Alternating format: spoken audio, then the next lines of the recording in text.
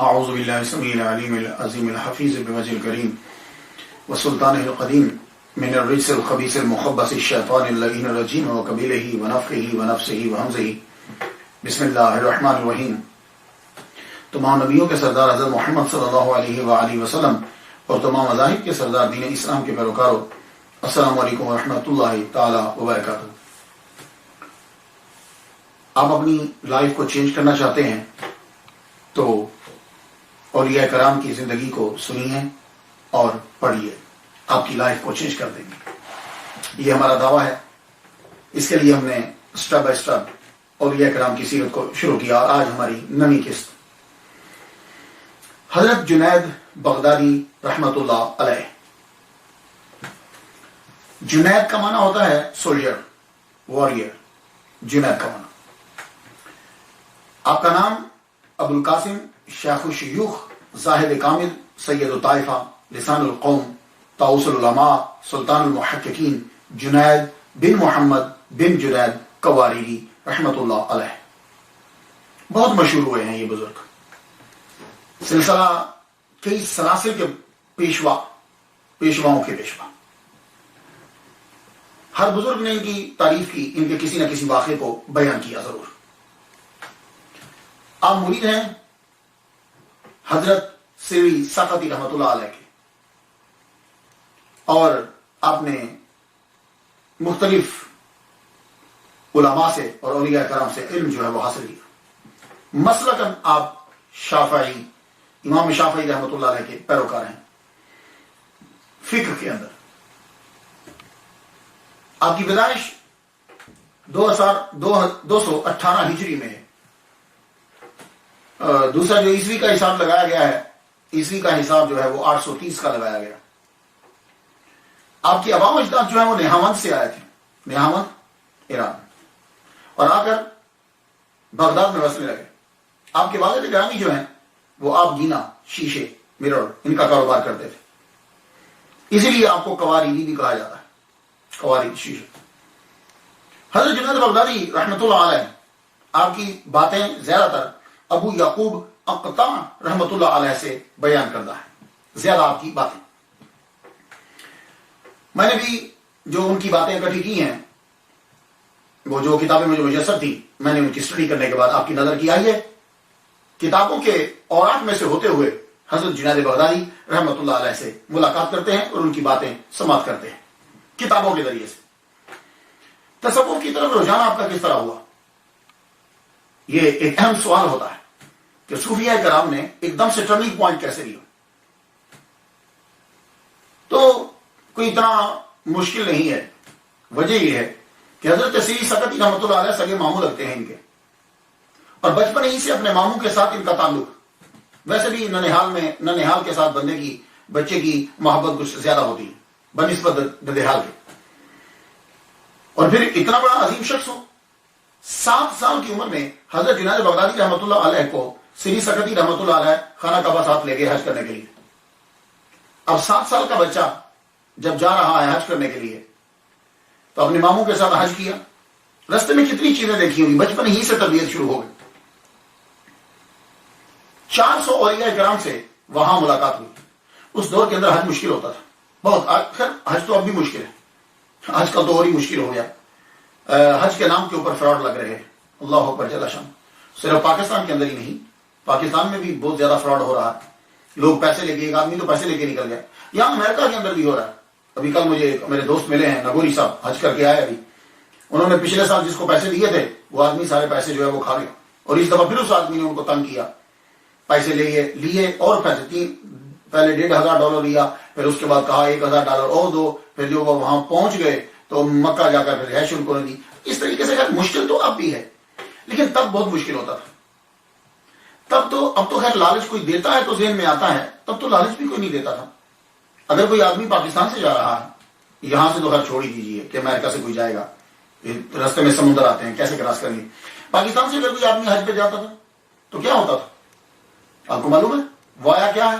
ایران، ترکی، اس طرح مختلف جگہوں سے کراس کرتے ہوئے پیدل 6 ماہ لگ جاتے تھے، وہ بیچارہ حج پہ پہنچتا تھا۔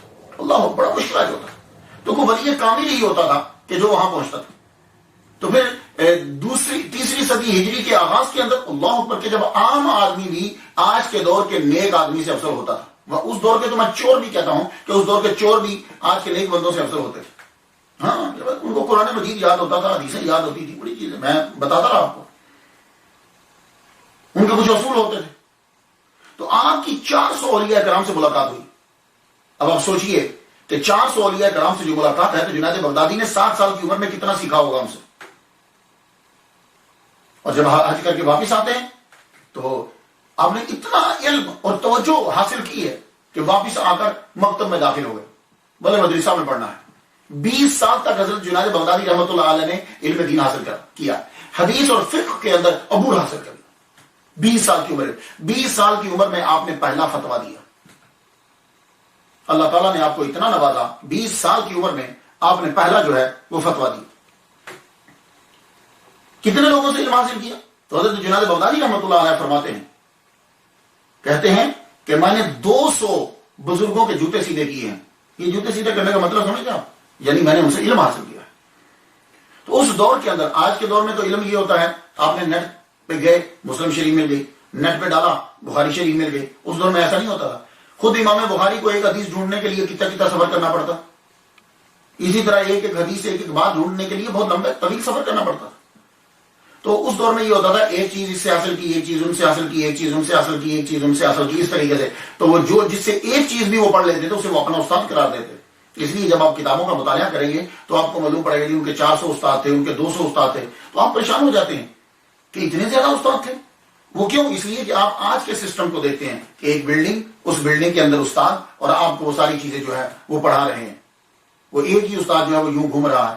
تو آپ کی تعداد اتنی زیادہ نہیں بڑھتی، لیکن اس دور میں ایک چیز سیکھی، 2 چیزیں، تیسری چوتھی یوں ہوتا تھا. تو 200 استادوں کے جوتے سیدھے کیے، یعنی زانو تلمس طے کیا. اور آپ نے کتنا علم حاصل کیا اس کے لیے میں آپ کو ایک مثال دیتا ہوں جس سے آپ کو اندازہ ہو جائے گا. حضور صلی اللہ علیہ وآلہ وسلم کو کسی نے خواب میں دیکھا. حضور جلوہ فرمائے اور جنید بغدادی رحمۃ اللہ علیہ بھی پاس ہیں. خواب میں کسی نے حضور صلی اللہ علیہ وسلم سے فتویٰ پوچھا، یا رسول اللہ اس مسئلے کے بارے میں کیا ہے؟ تو آپ نے اشارہ کیا جنید بغدادی رحمۃ اللہ علیہ کی طرف. فرمایا ان سے پوچھو. کہا یا رسول اللہ آپ کے ہوتے ہوئے ان سے پوچھیں؟ تو حضور صلی اللہ علیہ وسلم نے فرمایا ہاں، ہر نبی کو اپنی امت میں سے کسی پر فخر ہوتا ہے، مجھے اپنی امت میں سے جنید بغدادی پر فخر ہے. اس سے اندازہ لگا دیجیے کہ آپ نے کتنا علم حاصل کیا. اور پھر یہ جانچ لیجیے، میں تقریباً ہر لیکچر میں یہ کہتا ہوں کہ ہم پر جو اعتراض ہوتا ہے وہ پتہ نہیں آپ لوگوں نے کن ولیوں کو، صوفیوں کو دیکھا ہے. ہمارے اولیاء کرام تو یہ ہیں کہ جن پہ حضور صلی اللہ علیہ وسلم بھی فخر کرتے ہیں کہ جنہوں نے قرآن اور حدیث کے مروجہ علوم کو پڑھا ہے. سارے علوم پڑھنے کے بعد پھر تصوف کی طرف آتے.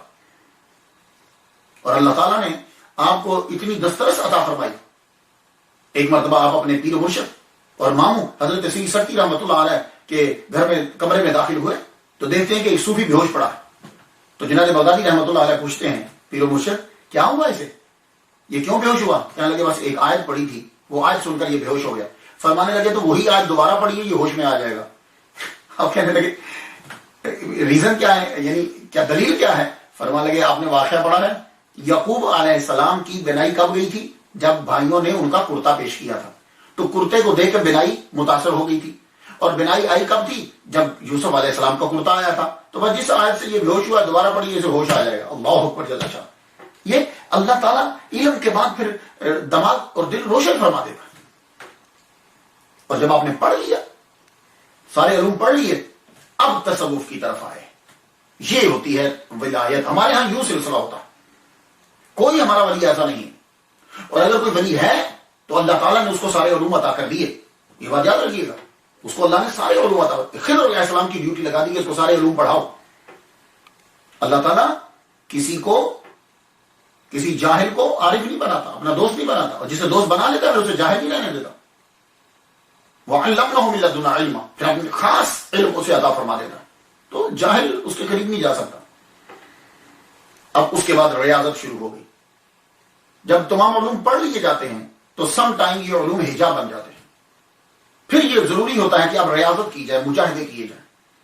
وہ ریاضت اور مجاہدہ کس لیے ہوتا ہے؟ وہ یہ نہیں ہے کہ کوئی ہندوؤں یا ان چیزوں کے ان کو ہم فالوور ہیں. وہ یہ ہوتا ہے کہ اس جو نفس جو کنٹرول کرتا ہے شیطان کے وسوسے کو، اس کو دبانا ہوتا ہے. اور وہ ہاری کے ساتھ اور وہ دبانے کی پریکٹس کرنا ہے. اب اس کو دبانے کی پریکٹس شروع ہو گئی. تو یہ زیادہ دور نہیں ہے. اپنے پیر کے پاس رہ کے جہاں کبھی کہیں مشکل ہو تو میں اس سے پوچھ لوں. اپنے پیر سے سختی رحمۃ اللہ علیہ کے قریب ہی کمرہ لے لیا اور گوشہ نشینی اختیار کر لی. عشاء کے وضو سے فجر کی نماز ادا کی. عشاء کے وضو سے فجر کی نماز ادا کی 30 سال تک. دن کو روزہ رکھتے, رات کو نوافل. اللہ اکبر جل شانہ. اور عبادت کا یہ عالم ہے. اب سن لیجیے, یہ دیکھیے لائف کو ہم نے چینج کرنا ہے. ہم لوگ بھی نماز پڑھتے ہیں نا, کتنے سال نمازیں پڑھی ہیں. اب ذرا سن لیجیے. جنید بغدادی رحمۃ اللہ علیہ فرماتے ہیں کہ 30 سال کے بعد مجھے یہ معلوم ہوا, 30 سال کے بعد مجھے یہ معلوم ہوا کہ کلام وہ ہے جو دل سے ہو. تو میں نے 30 سال کی نمازوں کو پلٹایا. پھر سن لیجئے کہ کہتے ہیں کہ 30 سال عبادت کرنے کے بعد مجھے معلوم ہوا کہ کلام وہ ہے کہ جو دل سے ہو. تو میں نے پھر نمازوں کو 30 سال کی نمازوں کا اعادہ کیا. اور پھر اگلی 30 سال میں نے یہ انتظام کیا کہ نماز پڑھتے ہوئے اگر دنیا کا خیال آ جاتا تو میں نماز دوبارہ پڑھتا, اور اگر آخرت کا خیال آ جاتا تو میں سجدہ سہو کرتا. اب آپ کہیں گے جی فقہ میں تو نہیں لکھا ہوا. ہاں, یہی تو بات ہے کہ جب صوفی بننا ہے, ولی بننا ہے, تو پھر انسان کی پاکیزگی انتہا کو ہونی چاہیے. ایسا کیوں کرتے تھے؟ یہ خود کو اس لیے سزا دیتے تھے کہ تیرے ذہن میں دوران عبادت اللہ کے علاوہ کوئی اور آیا تو بھلے سے وہ آخرت ہی ہے. اللہ اکبر جل شانہ. اور توحید کا جذبہ اور توحید کا غلبہ آپ کے اندر انتہا درجے کا. یہ ولی کامل میں توحید, ان کی تعلیمات میں, ان کی زندگی میں, ان کے اعمال کے اندر توحید کو میں غالب دیکھتا ہوں. اور آپ نے ہر طرح کی عبادت کی, ذکر و اذکار, نوافل, فرائض, ایون کہ آپ نے جہاد بھی کیا. حضرت جنید بغدادی رحمۃ اللہ علیہ نے جہاد بھی کیا. اپنے 8 دوستوں کو ساتھ لے کر جہاد کے لیے نکل گئے. اور جہاد جب آپ نے کیا تو 8 کے 8 شہید ہو گئے. تو آپ نے فرمایا کہ اب شاید میری باری, اب میری باری آئے گی, میں بھی شہید ہو جاؤں گا. پھر جہاد میں مصروف ہو گئے. لیکن جہاد, وہ لڑائی کی ختم ہوگی اور آواز آئی, ہم نے تمہاری زندگی جو ہے وہ اس لیے رکھی ہے کہ جا کر تم لوگوں کو دین کی تبلیغ کرو. آپ پھر وہاں سے واپس آئے. واپس جب آئے, اب آ کے آپ نے عبادت کو پھر سے شروع کیا. لوگوں میں شہرت, بغداد کے اندر شہرت ہونی لگی. ایک مرتبہ کیا ہوا کہ اللہ تعالیٰ کی بارگاہ میں رو کے آپ کی آنکھوں میں درد ہو گیا. حکیم کو بلایا گیا, اور حکیم صاحب جو بلا کر لے کر آئے صاحب, وہ حکیم مجوسی تھے, آتش پرست. حکیم نے آتے ہی آنکھوں کو دیکھا تو کہنے لگے کہ یہ آنکھیں جو ہیں ٹھیک ہو سکتی ہیں, لیکن پانی نہ لگایا جائے اسے. آپ نے فرمایا تو کہہ رہا پانی نہ لگایا جائے, میں نے تو تازہ وضو کر کے ابھی نماز شروع کرنا ہے. کہنے لگا ٹھیک ہے, پانی لگاتے تو آنکھ ٹھیک نہیں ہوگی. فرمانے لگے ہم تو ایسا کریں گے, آپ جاؤ.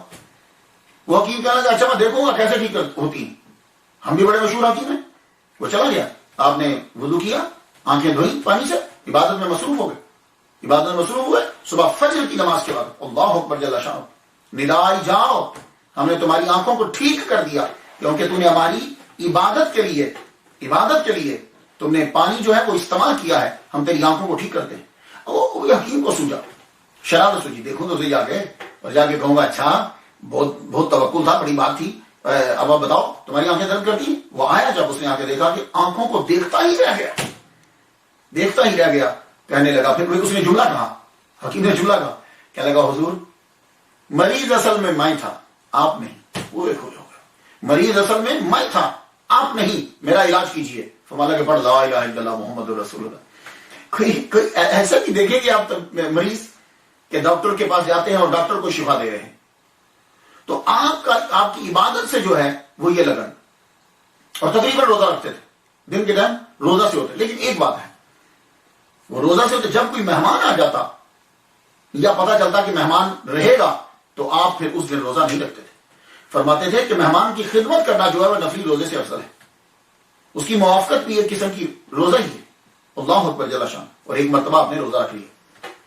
روزہ رکھا تو آپ کو معلوم ہے کہ روزے کے اندر چیزوں سے بچنے کا آدمی وعدہ کرتا ہے صبح کے ٹائم میں کوئی کچھ کھاؤں پیوں گا نہیں. یہ پرومس ہوتا ہے میں کچھ کھاؤں پیوں گا نہیں. حلال حرام تو بنا روزے کے بھی نہیں کھا سکتے نا, کہ حلال چیزوں بھی یہ پرومس کرتا ہوں ہماری میں نہیں کھاؤں گا. اور ایک بات یاد رکھیے گا, اللہ کے جو محبوب ہوتے ہیں نا, تو محب اور محبوب میں ادائیں اور باتیں مختلف ہی ہوتی ہیں. اس لیے آپ کچھ چیزیں سمجھ میں نہ آئیں تو اپنی دماغ لڑانا شروع مت کر دیا کریں. یہ محب اور محبوب کی باتیں ہوتی ہیں اور ادائیں ہوتی ہیں. روزہ رکھا, خیال آیا چلیے آج روزہ جو ہے وہ انجیر اور زیتون کے ساتھ کھولیں گے. 1 درہم دیا, 1 درہم دے کر فرمانے لگے جاؤ جا کے میرے لیے 1 انجیر لے آؤ. جعفر بن نصر سے یہ کہا کہ جاؤ جا کے میرے لیے 1 انجیر لے آؤ اور زیتون کچھ لے آؤ. 1 درہم دیا, وہ لے کر آئے. روزہ جو ہی افطار ہوا منہ میں انجیر رکھی, انجیر رکھ کے ایک دم سے نکال کے پھینک دی, نکال کے باہر رکھی. پوچھنے لگے حضور انجیر کھائی کیوں نہیں؟ کہنے لگے جو ہی منہ میں رکھی تھی ندا آئی, آواز آئی. انہوں نے تو جملہ کچھ اور بولا ہے لیکن میں کہہ رہا ہوں, اے جنید جس شے کو تو نے چھوڑا تھا ہمارے لیے پھر متوجہ ہو گیا تو میں نے انجیر کو نکال دی. یہ محبوب اور محب کی ادائیں ہوتی ہیں آپس میں. جب اس مقام پہ پہنچیں گے تو پھر انجیر اور یہ ساری چیزیں ختم ہو جاتی, بس وہ جملے مزہ دیتے ہیں. تو اس لیے آپ یہ نہ سمجھیں کہ آپ لوگ کھاتے ہیں تو وہ نجائز ہے. جی آدمی اپنے دماغ کو نہ سوچے. کچھ مقامات ایسے ہوتے ہیں کہ وہاں جا کر باتیں چینج ہو جاتی ہیں. اللہ اکبر جل شانہ. اور جب آدمی قریب آ جاتا ہے, قریب آتا ہے اللہ کے, پھر اس کی آزمائش شروع ہو جاتی ہے. یہ بات یاد رکھیے. پھر اس کے دشمن پیدا ہوتے ہیں, پھر اس کی آزمائش شروع ہوتی ہے. اور اس کی آزمائش کس طرح سے ہوتی ہے یہ بات یاد رکھیے. کچھ چیزوں کے کم کر دینے سے ہوتی ہے, کچھ چیزوں کے بڑھا دینے سے ہوتی ہے. یہ یاد رکھیے. اس لیے پریشان مت ہو کریں. لیکن زیادہ تر جو امتحان ہوتا ہے وہ 3 چیزوں سے ہوتا ہے بندے کا, آدمی کا. عورت کے ذریعے, دولت کے ذریعے, شہرت کے ذریعے. یہ 3 چیزیں ایسی ہوتی ہیں کہ جہاں دیکھا جاتا ہے کہ یہ پھسلے گا یا بڑھ جائے گا. دولت, عورت, شہرت. یہ 3 چیزوں کو دیکھا جاتا ہے کہ آدمی پھر بھی ہماری طرف رہتا ہے. اس کے پاس دولت آتی ہے تو کیا دولت کا استعمال کر کے غلط چیزوں کی طرف نکلتا ہے یا دولت ہمارے راستے میں استعمال کرتا ہے. عورت جب آتی ہے تو کیا یہ اس کے حسن میں گم ہو کر ہمارا راستہ چھوڑ دے گا, بے روی کا شکار ہو جائے گا, یا اسے ٹھکرا دے گا. اور شہرت دے کر دیکھا جاتا ہے کہ شہرت کی بلندی پہ پہنچ کر فرعون تو نہیں بن جاتا کہ یہ سب کچھ میں نے کیا ہے. تینوں چیزوں سے حضرت جنید بغدادی رحمۃ اللہ علیہ کو آزمایا گیا. آپ کی جب شہرت ہو گئی, مشہور ہو گئے بغداد میں زیادہ تر, تو لوگوں نے خلیفہ کے کان بھر دیے. خلیفہ کے کان بھرے تو خلیفہ نے اپنی خوبصورت لونڈی جو ہے اسے ساتھ اس کے ایک خادمہ بھیجا کہ جاؤ ان کے کمرے میں جا کر ان کو اپنے راستے سے ہٹا دو. اور خادمہ سے یہ کہا کہ تم خادمہ بن کے جانا اور نظر رکھنا, جو ہی کچھ ہو تو ہمیں بتا دینا, ہم پکڑ لیں گے, رسوا کر دیں گے اسے. اور وہ خادمہ ساتھ آئی اور یہ بادشاہ کی خلیفہ کی لونڈی بناؤ سنگار کر کے خوبصورت بن کے اپنے کمرے میں پہنچ گئی. اور آپ یہ کہنے لگی میرے پاس بے تحاشا دولت ہے, میں بڑی امیر ہوں, میرے پاس لونڈیاں بھی ہیں, خادمانیں بھی ہیں. یہ دیکھیے میں آپ کے قدموں پہ نچھاور کرنا چاہتی ہوں اور میں آپ کے ساتھ رہنا چاہتی ہوں, سب کچھ چھوڑ چھاڑ کے. جملے تو بڑے اچھے ہیں, جملے تو بڑے اچھے ہیں, لیکن یہ جنید بغدادی ہیں, آج کا آدمی نہیں ہے. آپ نے سر کو ایک مرتبہ جھکایا, سر کو جھکانے کے بعد جب آپ نے سر اٹھایا, ایک قہر بھری نظر جب اس کے اوپر ڈالی, وہ قہر بھری نظر کا ڈالنا تھا, اللہ اکبر جل شانہ, ایک دم سے وہ نیچے گری اور دم توڑ دیا. اللہ اکبر جل شانہ. وہ قہر کی نظر میں کیا غضب تھا, وہ مر گئی, عورت نے دم توڑ دیا. خادمہ وہاں سے دوڑی, دوڑتے ہوئے جا کے خلیفہ کو اطلاع دی کہ تمہاری لونڈی یہ کام ہوا ہے, اور وہ مر گئی. خلیفہ خود آیا آپ کے کمرے کے اندر اور آ کر معافی مانگی کہ یہ میں نے امتحان لیا تھا, لیکن یہ میری سب سے عزیز لونڈی تھی, آپ نے اس کو بھی مار دیا. فرمایا کہ تو میری 40 سال کی عبادت کو ضائع کرنا چاہتا تھا تو میں اسے مارتا نا. اللہ اکبر جل شانہ. اور جب خلیفہ آپ کے کمرے میں آیا, آپ سے آ کے معافی مانگی, اب حضرت جنید بغدادی رحمۃ اللہ علیہ کی شہرت بلندی پہ پہنچی. خلیفہ آپ کا دیوانہ ہو گیا. تو عوام کی نفسیات کچھ ڈیفرنٹ ہے, بزرگوں کی کچھ ڈیفرنٹ ہوتی ہے, اور عوام کی, عوام کیا دیکھتی ہے کہ پیر صاحب کے بڑے بڑے مرید ہیں, پیر صاحب کے بادشاہ, وزیر, وزراء یہ سب ہے, تو وہ پھر لوگ اس طرف چل پڑتے ہیں. یہ لوگوں کی نفسیات ہے. تو اب شہرت جو ہے وہ بڑھ گئی, شہرت زیادہ ہوئی, لوگ آپ کے پاس آنے لگے, خانقاہ بنی, آپ تعلیم دے رہے ہیں، مختلف طریقے سے لوگوں کو سکھاتے ہیں، آپ کا انداز کیا ہے؟ اور آپ کی گفتگو جو ہے وہ جتنا بھی میں نے پڑھا ہے توحید کے اندر ڈوبی ہوتی تھی، اور آپ فرمایا کرتے تھے توحید ہے کیا؟ توحید یہ ہے خدا کی محبت میں خود کو فنا کر دینا، اس کی ذات میں خود کو فنا کر دینا، یہ توحید ہے۔ کیسی زبردست ڈیفینیشن ہے۔ پبلک میں واز نہیں کرتے تھے، لوگوں کے سامنے تقریر نہیں کیا کرتے تھے، بس آپ کا طریقہ کار یہ ہوتا تھا، لوگ آپ کے پاس آتے آپ اسے دیکھتے، دیکھنے کے بعد اس کو نصیحت کرتے تھے۔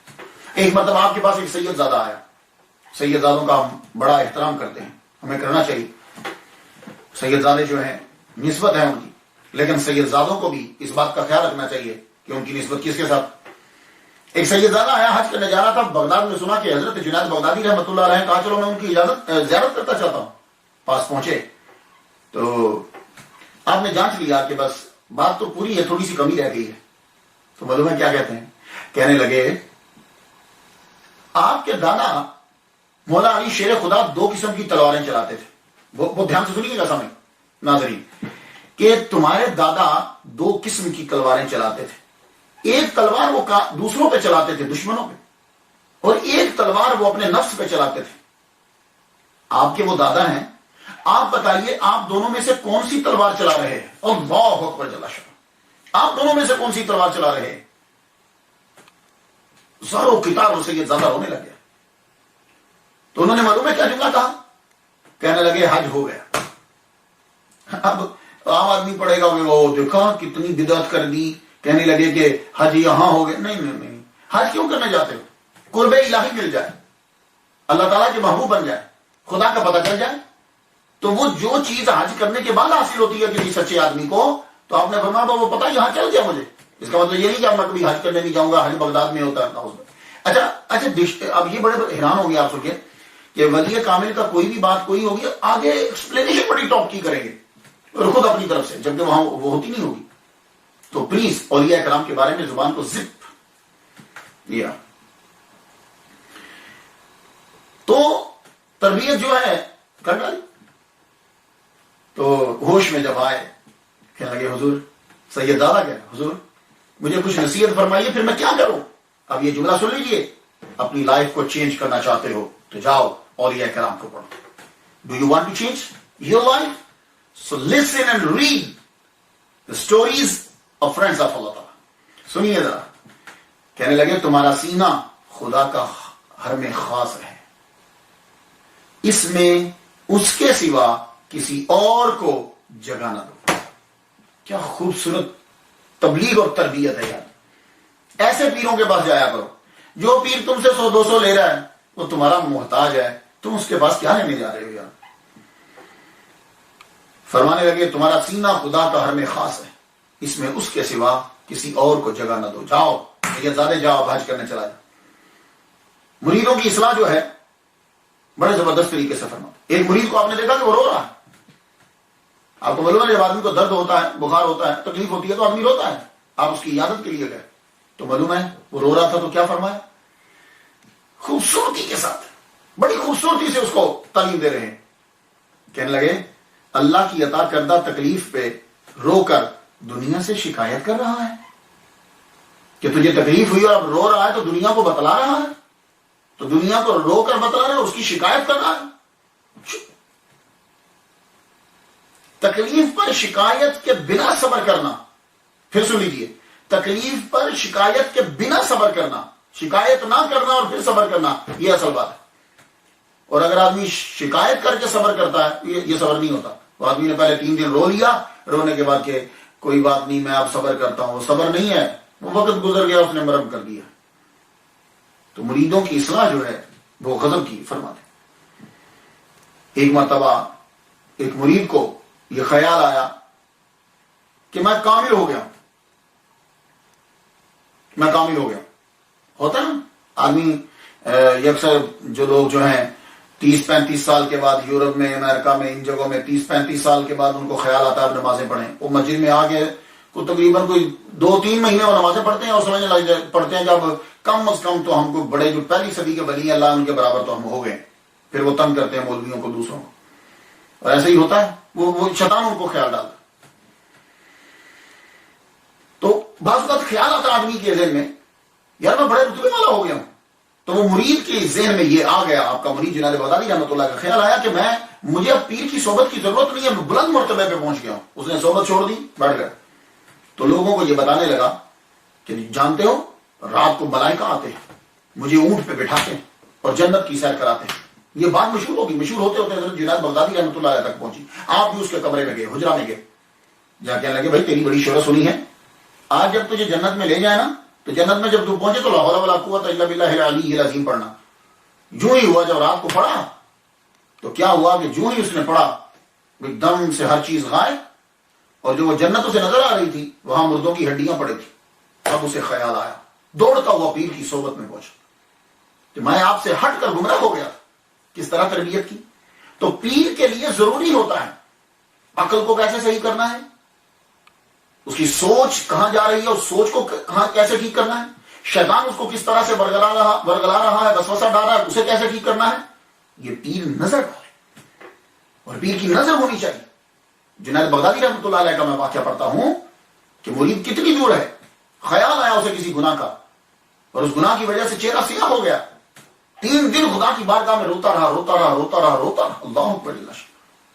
3 دن کے بعد چہرہ سفید ہو گیا. تو جنید بغدادی رحمۃ اللہ علیہ نے فرمایا بھائی دھیان رکھا کرو, 3 دن ہمیں دھوبیوں والا کام کرنا پڑا. دیکھا پیر کہاں مرید کہاں, ایسے پیر ہوتے ہیں. تو اس لیے خدا کے لیے ان لوگوں کو اپنا پیر تصور کرو جو لوگ صاحب علم ہیں, جن کے پاس علم ہے, جو قرآن اور حدیث کا علم جانتے ہیں. مریدوں کی اصلاح جو ہے وہ اس طریقے سے آپ فرمایا. جب آپ کے بہت سے شاگرد ہو گئے, خانقاہ بنی, آپ کو معلوم ہے مدرسوں کے اندر لوگ عمرہ آتے ہیں اور آ کے خیرات دیتے ہیں.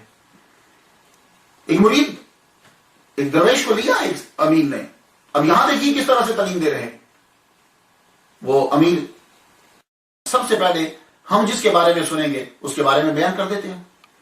جب آپ نے تبلیغ انفرادی طور پر کی تو اب حکم آیا کہ تبلیغ جو ہے وہ اجتماعی طور پر شروع کر دی جائے. کیسے؟ یعنی تقریر کر دی جائے, برسر ممبر تقریر کی جائے. حضرت خواجہ سری سختی رحمۃ اللہ علیہ آپ کے پاس تشریف لائے, آ کے کہنے لگے بیٹے اب برسر ممبر واز شروع کر دو. عرض کرنے لگے جب تک پیر صاحب آپ ہیں میں واز نہیں کر سکتا. پیر صاحب خاموش ہو کے چلے گئے واپس. بڑی رسپیکٹ کرتے تھے. کیوں؟ فرماتے تھے یہ واحد مرید ہے کہ جو پیر سے بھی درجے میں بلند ہو گیا. اور اس بات کو کشف المحجوب میں داتا گنج بخش علی حجویری رحمۃ اللہ علیہ نے بھی نقل کیا ہے. اور کسی نے جب حضرت خواجہ سری سختی رحمۃ اللہ علیہ سے پوچھا کہ کبھی مرید پیر سے بڑھ جاتا ہے, کہنے لگے ہاں, جنید بغدادی کو دیکھ لو, یہ مجھ سے بڑھ گیا ہے, بلند مقام پہ چلا گیا. آپ سری سختی رحمۃ اللہ خاموشی سے واپس چلے گئے. واپس جاؤ گے رات کو جنید بغدادی رحمۃ اللہ علیہ جب سوئے, اب سوئے تو محمد صلی اللہ علیہ وآلہ وسلم کا دیدار ہوا. فرمانے لگے جنید تم برسر ممبر کل سے بات شروع کرو گے. کیسی پاک زبانیں ہیں کہ سرکار آرڈر دیتے ہیں کہ تم تقریر کرو. فجر کا وقت شروع نہیں ہوا, جنید بغدادی رحمۃ اللہ جلدی سے گھر سے اٹھے اور حضرت سری سختی رحمۃ اللہ علیہ کے دروازے پہ پہنچ گئے. دروازہ کھٹکھٹایا, سری سختی رحمۃ اللہ علیہ مسکراتے ہوئے باہر نکلے. مسکراتے ہوئے باہر نکلے تو چہرہ دیکھ کے خود ہی کہنے لگے, کہتے ہیں ہم نے جب کہا تھا تو سچ نہ جانا, عالم خام میں دیکھا تو سچ جا. کہنے لگے سنو, وہ جنید بغدادی رحمۃ اللہ سننے لگے پیر صاحب کو کیسے پتا ہے؟ کہنے لگے اللہ نے مجھے کہا کہ میں نے حضور سے کہا ہے. تو ان لوگوں کے دل کتنے صاف تھے کہ اللہ کے نور. مجھے آواز آئی ہے کہ اللہ پاک نے نبی سے کہا کہ جاؤ آپ جا کے حکم دو جنید بغدادی کو کہ وہ تقریر کرے, برسر ممبر باز کرے. سب سے پہلا بات جو آپ نے کیا, 40 لوگ اس مجمع کے اندر موجود تھے اور ان 40 میں سے 30 ابدال تھے, اور تقریر آپ زیادہ تر توحید پہ فرمایا کرتے تھے. اور پھر جب آپ تقریر شروع فرماتے تو پھر موتی بکھیرتے. تو آپ بھی چند موتی چن لیں, میری زبان سے سن لیں, اور سننے کے بعد سر کو دھن لیں. پورے خطبات تو نہیں, چند باتیں. فرماتے ہیں کہ صوفی وہ ہے جو اللہ اور رسول کی اس طرح اطاعت کرے, ایک ہاتھ میں قرآن ہو اور دوسرے میں حدیث. لو اب یہ بات آپ کو تو آگے پھیلا دینی چاہیے کہ اگر کسی نے صوفی بننا ہے, پیر بننا ہے, ولی اللہ بننا ہے تو جنید بغدادی رحمۃ اللہ فرما گئے کہ پھر یوں ایک ہاتھ میں قرآن اور ایک ہاتھ میں حدیث. اب چلو وہ صوفی فرماتے ہیں اللہ دور رہتے ہوئے بھی نزدیک ہے اور نزدیک ہوتے ہوئے بھی دور ہے. اب یہ جملہ آپ لوگ سمجھ سکتے ہیں. دور رہتے ہوئے بھی نزدیک ہے. دور ہے یعنی اس کا کوئی ٹھکانا نہیں تو دور ہے.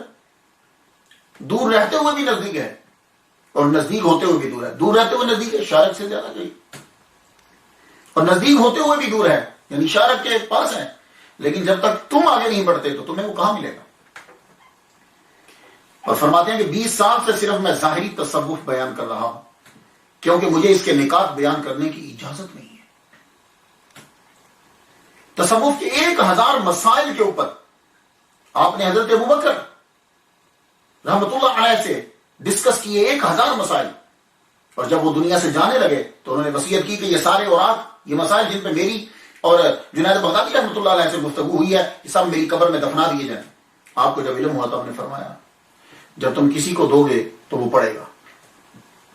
بارہا ایسا ہوا ہے کہ خاص باتیں جو ہیں وہ چوری ہوئی اور پھر وہ آدمی ان کو برداشت نہ کر پایا, جیسے حسین ابن منصور حلاج جو ہے اس کے ساتھ بھی یہ ہوا. تو کہنے لگے یہ باتیں ہمارے دونوں کے درمیان ہی دل میں رہنی چاہیے. وہ کیسے مسائل ہوں گے کہ جو ان دونوں کے دلوں میں رہ گئے, لوگ سنتے تو برداشت نہ کر پاتے. آپ کا مجمع بڑھنے لگا, 40,000 تک لوگ جو ہیں آپ کے مجمع میں موجود ہوتے. توحید اور معرفت کی باتیں سننے کے لیے آتے. کچھ لوگ بے ہوش ہو جاتے, کچھ جان بحق ہو جاتے, کچھ کو اللہ توبہ کی اور کچھ کو اللہ تعالیٰ اسلام کی توفیق عطا فرماتا. کسی نے پیام پہنچایا, یہ کہاں جنید بغدادی عوام کے سامنے تقریر کر رہے ہو, ندامت نہیں ہوتی, ریاکاری ہے, لوگوں کے سامنے تقریریں کرتے ہو.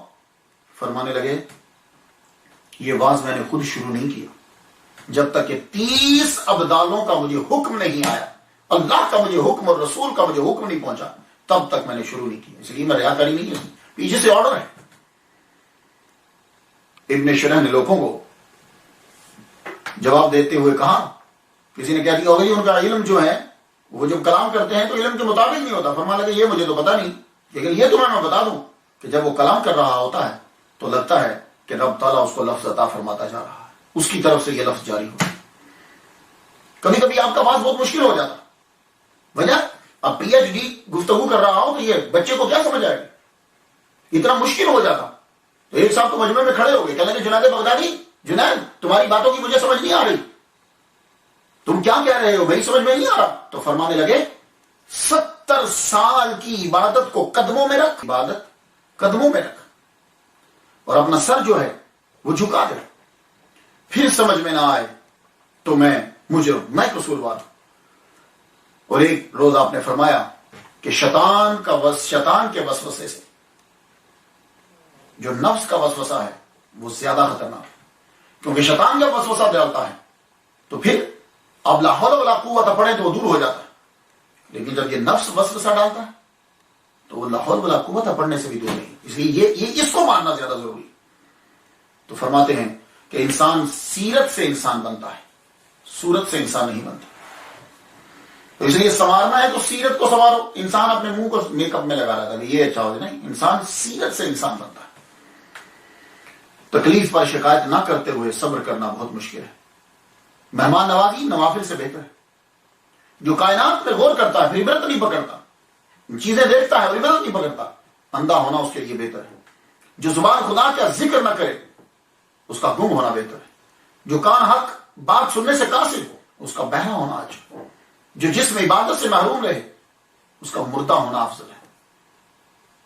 فرمایا 400 اولیاء کرام کا فرمان ہے اللہ کی عبادت یوں کرو کہ اس کے سوا کسی کا خیال نہ ہے. ایک روز واز کرتے ہوئے فرمایا صوفی کسے کہتے ہیں؟ صوفی وہ ہیں جو ابراہیم سے خلیل کا درس لے, اسماعیل علیہ السلام سے تسلیم کا درس لے, داؤد علیہ السلام سے غم کا, موسیٰ علیہ السلام سے شوق کا, ایوب علیہ السلام سے صبر کا, اور حضور صلی اللہ علیہ وسلم سے اخلاص کا سبق ہے. اور فرمایا حیا ایک ایسی نعمت ہے جو گناہوں کی نگرانی سے پیدا ہوتی ہے, اور شرم و حیا بہت ضروری ہے. یہ میں نے چند چیزیں آپ کی نظر کی ہیں, تعلیم بڑی مشکل لگتی ہے, ناظرین کو کرامتیں, سٹوری, ایسی چیزیں اچھی لگتی ہیں, لیکن اصل چیز جو ہے وہ یہ تعلیمات ہوتی ہے. ان کو غور کرنا ہے, تدبر کرنا, اپنی زندگی کے اندر لاگو کرنا. آخرکار جس نے آنا ہے اس نے جانا تو ہے، صرف رب بچے گا اور تو ہر ایک مرے گا۔ منن صاحب یعنی یہ دنیا چھوڑیں، آپ کا بھی وصال کا وقت قریب آیا۔ رسالہ کشریہ طبقات کبریٰ میں ہے کہ آپ کا وصال 297 ہجری میں ہوا۔ یوں کہا جاتا ہے کہ 910 عیسوی جمعہ 27 رجب کو آپ رخصت ہوئے، اور رخصتوں میں سے پہلے کچھ باتیں کی ہیں اور کچھ عمل۔ آپ نے پورا قرآن مجید مکمل طور پر پڑھا، پورا قرآن مکمل پڑھا۔ پڑھنے کے بعد آپ نے فرمایا، ابو محمد جریر سے کہا کہ آپ قریب آؤ۔ قریب آئے، کہنے لگے میرے دوستوں کے لیے کھانا تیار کرو۔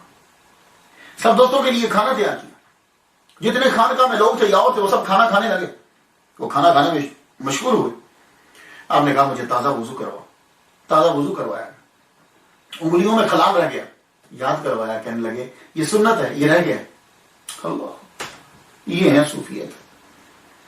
وضو مکمل کیا، وضو مکمل کرنے کے بعد 70 آیات جو ہے سورہ بقرہ کی تلاوت فرمائی، پھر ہاتھوں کے اوپر وظیفہ کرنے لگے۔ شروع کیا آپ نے وظیفہ، اور جب انگلی شہادت کی انگلی پہ وظیفہ پہنچا تو آپ نے یوں انگلی کو کھڑا کر دیا، انگلی کو کھڑا کیا اور پڑھا بسم اللہ الرحمن الرحیم، یوں ہی سجدے میں چلے گئے۔ انگلی کھڑی رہی، سجدے میں جا کے روکف سے السری سے پرواز کر گئے۔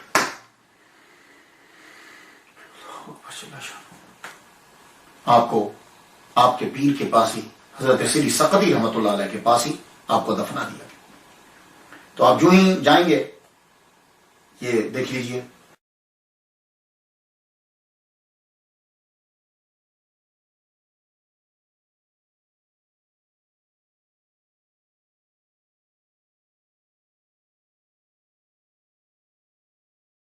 حضرت جنید بغدادی رحمۃ اللہ کی قبر، پیچھے حضرت سری سقطی رحمۃ اللہ، بغداد کے اندر۔ اور اس قبرستان میں بہت سے لوگوں کی قبریں ہیں، بڑی شخصیات، اولیاء کرام اور تاریخی شخصیات بھی اس کے اندر ہیں۔ تو جو ستارہ 830 عیسوی میں طلوع ہوا، 910 کو اسے بلا لیا۔ ٹائٹل جملہ، لوگوں نے پوچھا کہ محبت کس سے کرنی چاہیے؟ ٹائٹل جملہ ہے، لوگوں نے پوچھا کہ محبت کس سے کرنی چاہیے؟ آپ نے فرمایا اس کے ساتھ جس نے نیکی کی اور وہ اپنی نیکی کو بھول گیا۔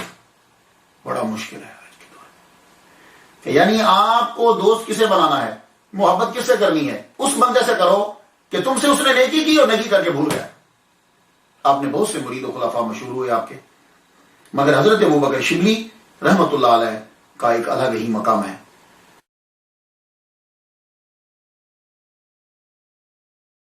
آپ اپنی لائف بدلنا چاہتے ہو تو اولیاء کو سنیں اور پڑھیں۔ میں نے تو ان کے لیے فاتحہ پڑھ دی، آپ لوگ بھی پڑھیے اور ہمارے ساتھ مل جائیے، یہ پیغام یاد کی کر کے آگے سنائیے یا یہ لنک آگے تک پہنچائیے۔ اجازت دیجیے، وآخر دعوانا الحمدللہ رب العالمین۔